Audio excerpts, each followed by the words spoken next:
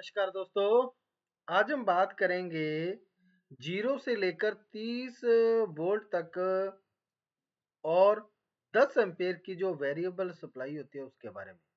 यानी 0 वोल्ट से लेकर 30 वोल्ट तक की आप सप्लाई को एडजस्ट कर सकते हैं विद एम्पेयर 10 एम्पेयर के साथ। तो वो सप्लाई किस तरह बनाई जाएगी, उसके अंदर कौन कौन सी कंपोनेंट लगेंगे, उसके बारे में बात करेंगे। तो जिन्होंने भी अभी तक हमारे चैनल को सब्सक्राइब नहीं किया है, कृपया वो चैनल को सब्सक्राइब करें। अगर आपको वीडियो अच्छी लगे लाइक और शेयर जरूर करें। तो टॉपिक शुरू करते हैं। 0 से लेकर 30 एम्पेयर की वेरिएबल पावर सप्लाई जो कि 10 एम्पेयर के अंदर होगी, यानी 10 एम्पेयर की इसके अंदर पावर सप्लाई होगी। तो सबसे पहले तो जो इसके अंदर बेसिकली जो कंपोनेंट लगते हैं वो कौन कौन से है उसके बारे में बात करेंगे। इसके अंदर दो 2N3055 जो कि NPN ट्रांजिस्टर लगाए गए हैं, जो कि फुली मेटल बॉडी के अंदर आती है और हैवी ड्यूटी के अंदर काम में लिए जाते हैं। और एम्पलीफाई सिस्टम इसके अंदर बहुत अच्छा होता है और ये हीट सिंक के साथ लगा के इसको प्रयोग में लिया जाता है, क्योंकि जब भी ये एम्पलीफाई सिस्टम करते हैं, एम्पलीफाई करते हैं सिग्नल को या वोल्टेज को, तो ये वो बहुत ज़्यादा हीट हो जाते हैं। इस वजह से इसको हीट सिंक के साथ लगाकर इसको आप एसएमबीएस के अंदर यूज करें। तो इसके अंदर कौन कौन से कंपोनेंट लगे हैं उसके बारे में बात करेंगे। दो इसके अंदर 2N3055 यानी 2N3055 ट्रांजिस्टर का प्रयोग किया गया, जो कि दो लगे हुए हैं, आपके सामने ये नजर आ रहे हैं। और उसके बाद दो इसके अंदर 5 वाट की दो रजिस्टर यूज की गई है, जो कि 0.33 ओम के एक फ्यूजिबल रजिस्टर है, लेकिन वो 5 वाट के अंदर दो ये रजिस्टर यूज की गई है इसके अंदर। ठीक है जी।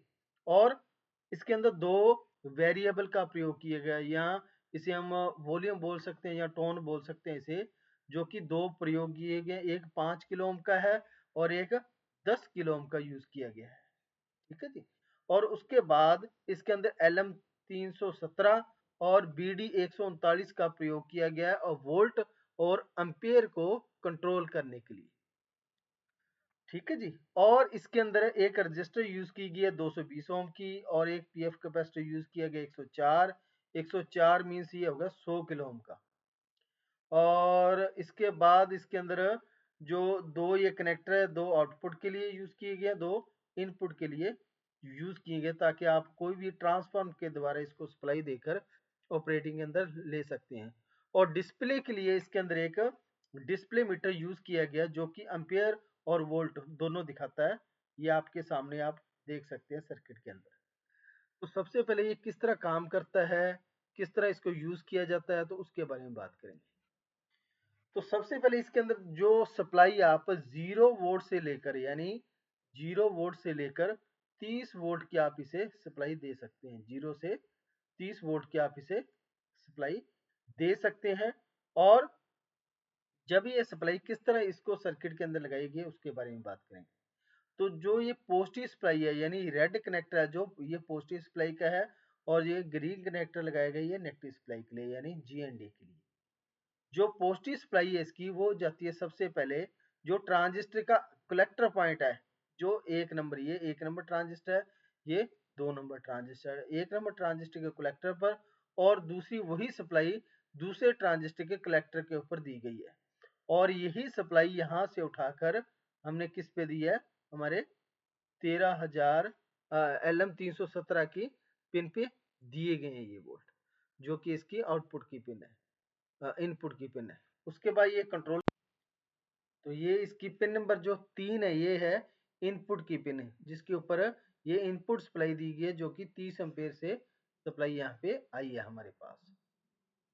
ठीक है जी। ये है 30 एम्पेयर की जो सप्लाई आई है, वो इनपुट पिन के ऊपर दी गई है, पिन नंबर 3 के ऊपर। पिन नंबर 2 जो है ये आउटपुट की पिन है। तो आउटपुट की पिन का किस जगह पे जुड़ गया सबसे पहले, तो ये एक रजिस्टर लगी है 220 ओम की, इसके माध्यम से जो हमारा एम्पेयर कंट्रोलर है, जो वॉल्यूम लगाया गया या वेरिएबल लगाया गया एम्पेयर कंट्रोलर के लिए, उसकी पिन नंबर 1 पे है। ये 1 नंबर, ये 2 नंबर, ये 3 नंबर, तो ये 1 नंबर पिन पे दिया गया। और यही वोल्ट जो है एक पीएफ कैपेसिटर के द्वारा ग्राउंड के साथ जोड़े गए हैं। और उसके बाद ये जो वोल्ट हैं ये गए हैं बीडी की जो पिन नंबर 2 होती है सेंटर वाली, जो कि कलेक्टर पिन है, उसके ऊपर दिए गए हैं। और पिन नंबर ये जो एमिटर, पिन नंबर 1 जो इसकी एमिटर है, पिन नंबर 2 कलेक्टर है, पिन नंबर 3 बेस है।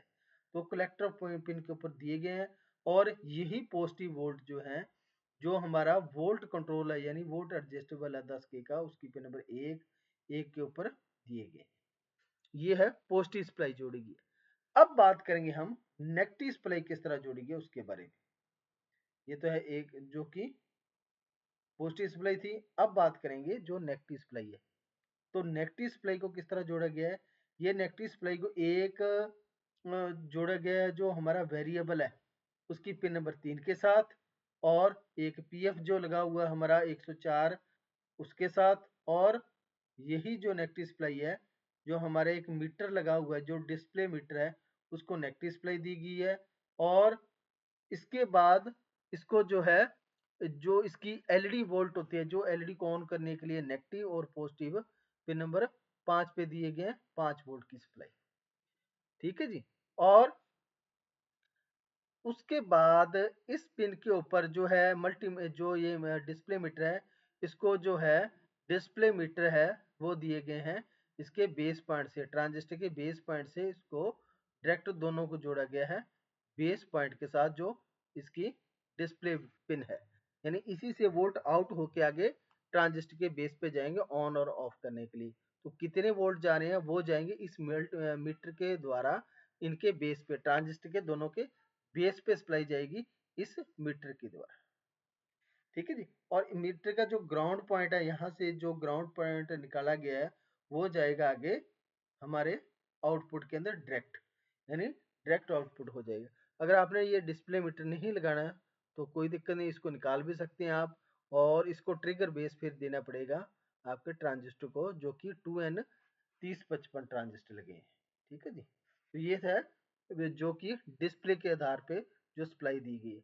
अब बात करेंगे जो पॉजिटिव सप्लाई है, इसके एमीटर पॉइंट से, जो एमीटर पॉइंट दोनों को एक रजिस्टर लगाई गई है जो कि 5 किलोवाट की है और 0.33 एम्पेयर, दोनों को जोड़कर जो सप्लाई है वो दी गई है आउटपुट को। ठीक है जी। क्योंकि ये collector to emitter voltage transfer करेगा एम्पलीफाई करके, यानी जो भी वोल्ट आपने दिए हैं वो एम्पलीफाई करके आउटपुट देगा। लेकिन वो कंट्रोलिंग वोल्ट कितने देगा वो डिपेंड करता है बेस के ऊपर, जितने बेस के ऊपर वोल्ट आएंगे उस हिसाब से ये आउटपुट देगा।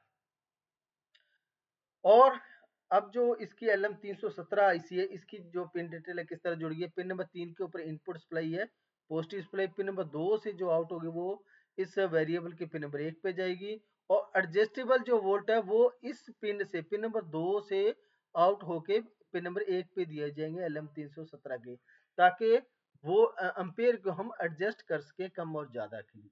ये तो होगी इसकी जो कि LM317 की पिन डिटेल और सर्किट डायग्राम किस तरह जुड़ा हुआ है।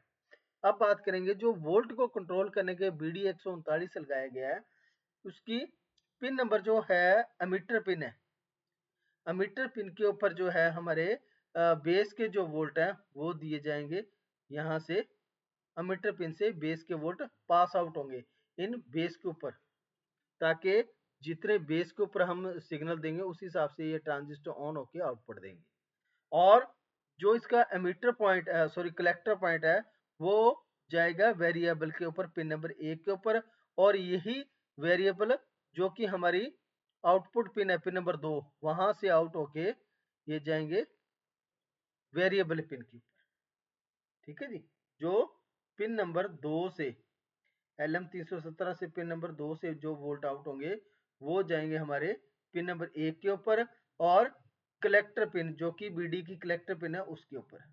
और उसके बाद जो बेस के ऊपर जो वोल्ट आएंगे वो आएंगे इस वेरिएबल की पिन नंबर 2 से वोल्ट आएंगे बेस के ऊपर। अब जितने भी बेस के ऊपर वोल्ट कम और ज्यादा होंगे उसी हिसाब से हमारा वोल्ट भी कम और ज्यादा होगा इस वॉल्यूम को घुमाने से, यानी जो हमारा वेरिएबल है इसको घुमाने से हम वोल्ट कम और ज्यादा होंगे।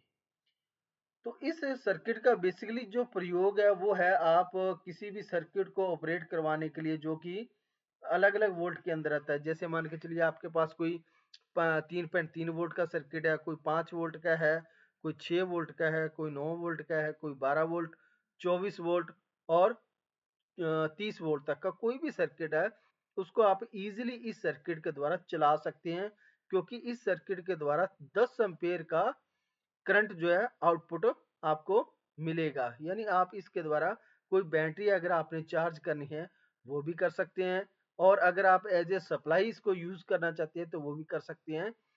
0 वोल्ट से लेकर 30 वोल्ट तक आप इसे एडजस्टेबल कर सकते हैं 10 एम्पीयर के अंदर। ठीक है जी। अब बात करेंगे इसको सर्किट के अंदर किस तरह जोड़ा गया, इसका बेसिक सर्किट कौन सा होगा, ये आपके सामने। तो इसका आप स्क्रीनशॉट भी ले सकते हो, और इसको लगाने का तरीका, जो इसके अंदर कंपोनेंट लगा किस तरह लगाया गया, बिल्कुल सिंपल तरीके से मैंने बताए हैं। तो इस तरह से आप सर्किट लगा के एक वेरिएबल एसएमपीएस बना सकते हैं, ताकि आप अलग अलग कंपोनेंट या अलग अलग सर्किट को चलाने के लिए काम में ले सकते हैं। अगर आपको वीडियो अच्छी लगी हो तो लाइक शेयर और सब्सक्राइब जरूर करें। तब तक के लिए धन्यवाद।